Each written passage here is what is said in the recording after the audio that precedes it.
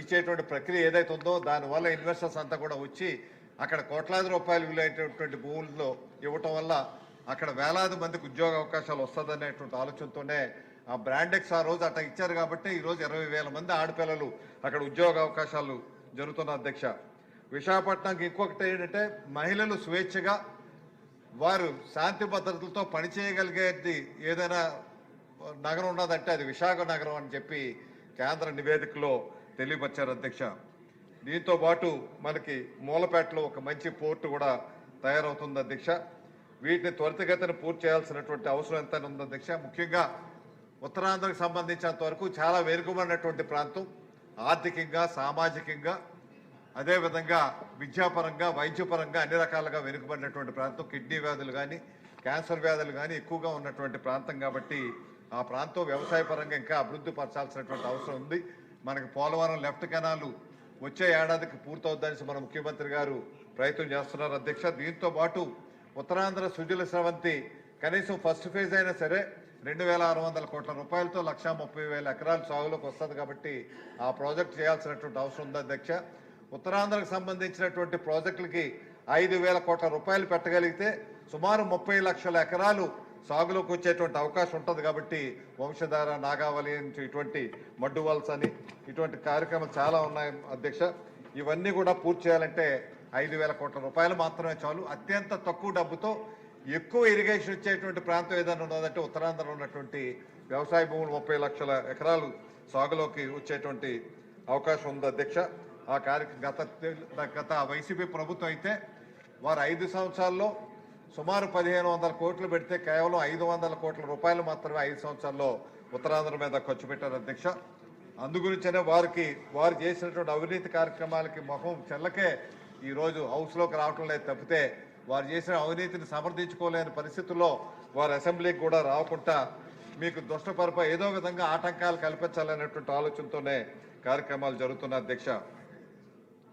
ముఖ్యంగా ఈ రాష్ట్రం సర్వతోముఖాభివృద్ధి సాధించడానికి సోలార్ ఎనర్జీలో సోలార్ హబ్గా, అదేవిధంగా సెమీ కండక్టర్ హబ్గా, ఏరోస్పేస్ హబ్గా, డ్రోన్ హబ్గా, డిఫెన్స్ కారిడార్గా, హార్టికల్చర్ హబ్గా, అదేవిధంగా మనకి గ్రీన్ హైడ్రోజన్కి హబ్గా అన్ని రకాలుగా కూడా అభివృద్ధి చేసేటువంటి ప్రక్రియలో మన ముఖ్యమంత్రి గారు ముందుకు తీసుకెళ్లేటువంటి ప్రక్రియ ఏదైతే ఉందో వారికి నా హృదయపూర్వక ధన్యవాదాలు తెలియపరుస్తూ, మనకి పవన్ కళ్యాణ్ గారు కూడా వారు ఏదైతే గ్రామీణ శాఖ అయితే ఉందో ఆ శాఖలో సుమారు 12,000 కోట్ల రూపాయలతో అభివృద్ధి కార్యక్రమాలు చేయడమే కాకుండా 4,000 కిలోమీటర్ల రోడ్లు కూడా వేసేటువంటి కార్యక్రమాలు జరిగాయి అధ్యక్ష.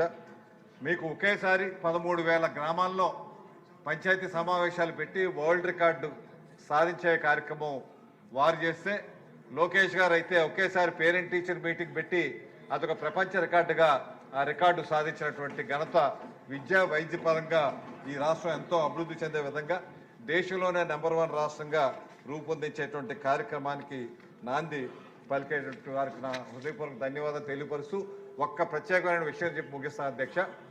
మనం వచ్చి 19 మాసాలు అయింది. ఇప్పుడున్నటువంటి పరిస్థితుల్లో తెలుగుదేశం పార్టీ స్థాపించినటువంటి మహనీయ స్వర్గీయ ఎన్టీ రామారావు గారి గురించి స్మరించుకోవాల్సినటువంటి అవసరం ఎంత ఉంది అధ్యక్ష.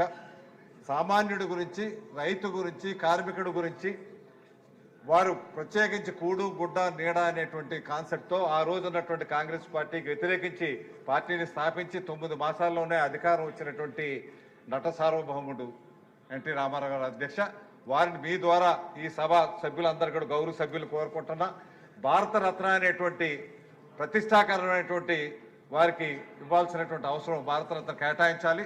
వారికి కేటాయించడం ద్వారా ఆంధ్రుల ఆత్మ గౌరవాన్ని కాపాడినటువంటి ఎన్టీ రామారావు గారి సముచితమైనటువంటి గౌరవం ఇవ్వాల్సినటువంటి అవసరం ఎంత ఉంది కాబట్టి దానికి సంబంధించి ఒక ప్రత్యేకమైన తీర్మానం ఏర్పాటు చేసి మనకి ప్రధానమంత్రి గారు కానీ ముఖ్యమంత్రి గారు పవన్ కళ్యాణ్ గారు వీళ్ళంతా ఉన్నారు. ఇటువంటి అవకాశం మళ్ళీ కూడా భవిష్యత్తులో ఎటా ఉన్నా ఈ అవకాశం రాదు.